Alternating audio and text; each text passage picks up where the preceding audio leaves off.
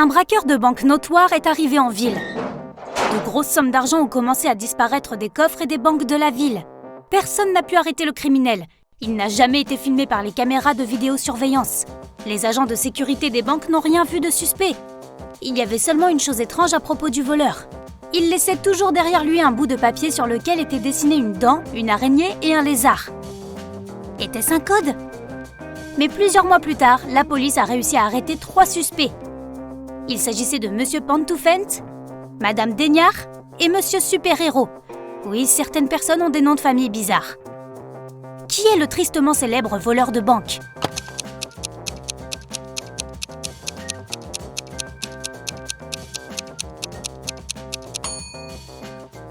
C'était Madame Deignard. Les images qu'elle laissait derrière elle étaient son indice. Dents, araignée, lézard. Brenda, la femme de Brandon, est allée rendre visite à son amie qui vit dans une autre ville. Ils ont convenu qu'elle appellerait son mari quand elle arriverait là-bas. Mais au lieu d'appeler, elle lui a envoyé un message. « Hey, tout ça bien. Je vais juste à l'Ur pauvre acheter de café. Me vais rentrer maintenant. Plus de détails dans le prochain message. Je t'aime. » Après avoir lu ce message, Brandon a sauté dans sa voiture de sport et s'est précipité vers la ville où sa femme était partie. Pourquoi ?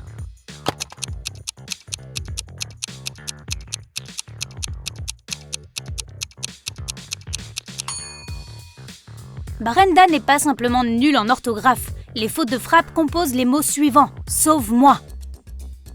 Quelqu'un a volé des documents très importants dans le bureau de Monsieur Larson. Une semaine plus tard, la police a arrêté le criminel. Il s'agissait d'une femme du nom d'Emily. Elle a subi un interrogatoire pendant 3 jours d'affilée, mais refusait toujours de dire à la police où se trouvait le dossier contenant les documents. Plusieurs agents se sont alors rendus à son appartement. À première vue, rien ne sortait de l'ordinaire. Mais après une inspection minutieuse, ils ont réussi à découvrir où se trouvaient les documents. Serais-tu capable d'en faire de même ?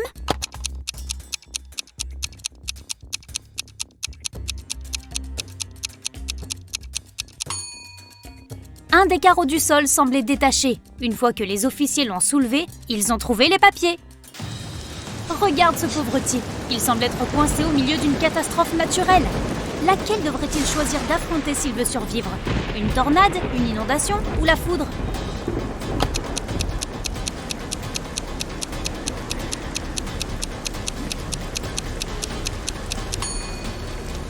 Le seul endroit où le gars pourrait trouver une sorte d'abri est une haute colline derrière lui. Une colline pendant un orage ou une tornade est une très mauvaise idée. Ce qui signifie que l'homme ne pourra survivre qu'à une inondation. Carl était un homme riche et il avait 2 fils adultes, Étienne et Christian. Ils vivaient tous dans la même maison. Un jour, Carl s'est aperçu que son vase chinois ancien le plus cher avait disparu. Les seules personnes qui étaient à la maison la veille étaient ses fils.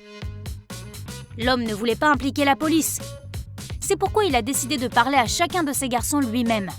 Il a vu Étienne passer le portail en voiture. Il était de retour de sa visite quotidienne à la boulangerie. Il a affirmé que la nuit précédente, il s'était exercé à la guitare dans sa chambre et qu'il n'avait rien remarqué de suspect. Christian, lui, était près de la piscine. Il a dit à son père « Maintenant, je comprends. Hier, j'ai vu Étienne. Il mettait une boîte sur le siège arrière de sa voiture. Ce devait être le vase. » Mais Carl a immédiatement compris que c'était Christian qui avait pris le vase. Comment l'a-t-il deviné ?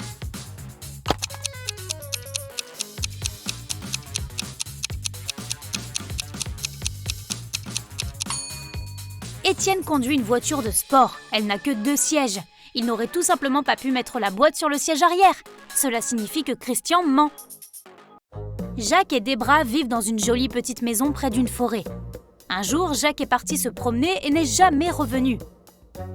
Debra a appelé la police, qui est partie à la recherche de son mari. Ils l'ont vite repéré. Il était allongé sur le sol, coincé sous un arbre qui lui était tombé dessus. Soudain, un étranger est apparu de derrière les arbres. Il s'est exclamé « Quelle horreur ! Mais ce n'est pas une surprise, vraiment ! Le vent était si fort ce matin qu'il a dû faire tomber cet arbre. » Les policiers ont immédiatement arrêté l'homme. Pourquoi ?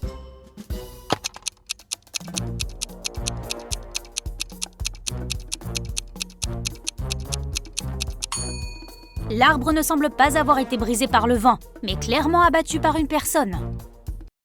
C'était un hiver inhabituellement enneigé.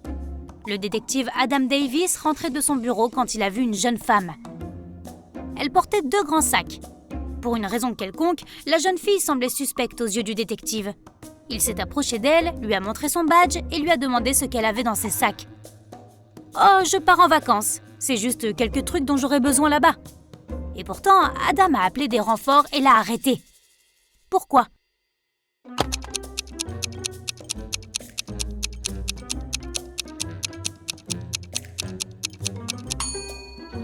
Regarde les empreintes de la femme. Elle est sortie de la maison par la fenêtre. Une façon bien étrange de quitter sa propre maison. Elle a dû entrer par effraction dans la maison et ses sacs sont pleins d'objets volés. Un homme marchait le long d'une voie ferrée. Soudain, il a vu un train foncer sur lui. Mais au lieu de s'éloigner immédiatement de la voie ferrée, l'homme a commencé à courir dans la direction du train qui approchait. Lorsque le train est devenu très proche, il a finalement sauté de la voie ferrée. Pourquoi a-t-il fait cela ?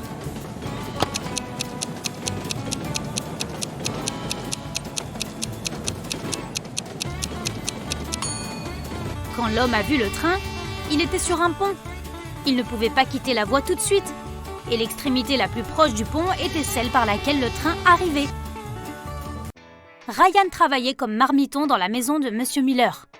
Un jour, les concurrents de ce dernier ont promis à Ryan de lui verser une énorme somme d'argent s'il empoisonnait le riche homme d'affaires. Ryan a donc attendu que le cuisinier prenne un jour de congé, puis il a préparé le dîner pour toute la famille. Monsieur Miller, sa femme et leurs 2 enfants. Chaque membre de la famille a demandé un plat différent. Et Ryan a seulement empoisonné celui que l'homme d'affaires devait manger. Tu peux sauver Monsieur Miller si tu devines quel est son plat. N'oublie pas que Donna, la femme de Miller, est végétalienne. Mais notre homme d'affaires lui-même adore la viande. Kira, sa fille, est au régime. Et Amy ne peut pas manger de sucre. Alors quel plat Ryan a-t-il préparé pour Monsieur Miller ?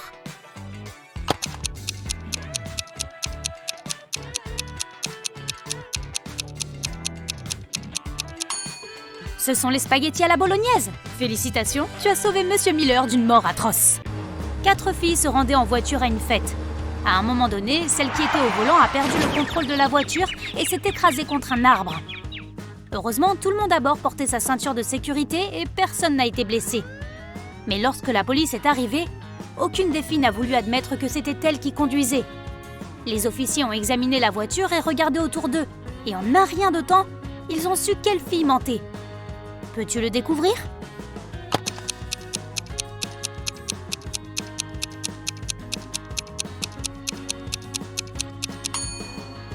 Presque toutes les filles portent des talons très hauts. Il doit être extrêmement inconfortable et dangereux de conduire avec ces chaussures.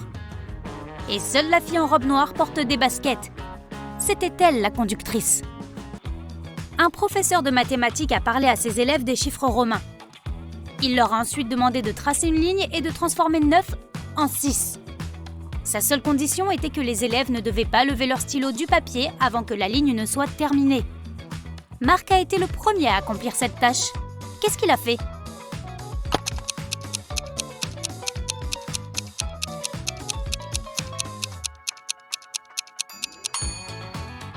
Il a dessiné la lettre S devant 9 et a obtenu 6. Jeffrey a été élevé par son grand-père qui était milliardaire. Malheureusement, le garçon ne semblait pas connaître la valeur de l'argent.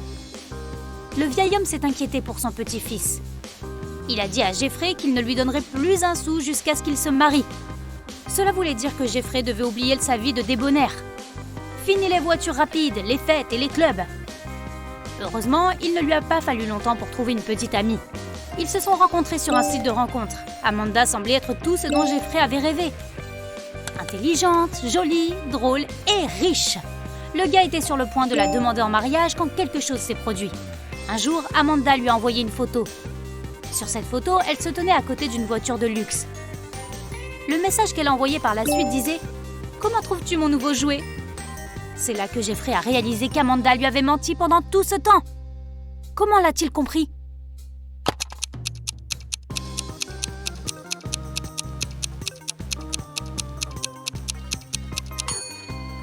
La fille porte un badge sur la photo. Elle doit sans doute travailler chez un concessionnaire automobile et non s'acheter des voitures extravagantes.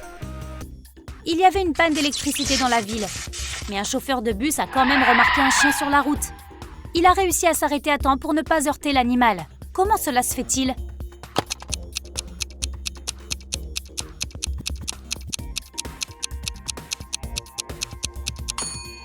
Ce quasi-accident s'est produit pendant la journée.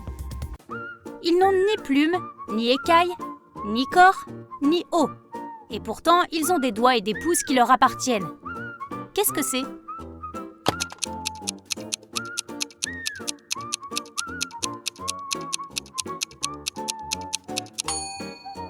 Une paire de gants.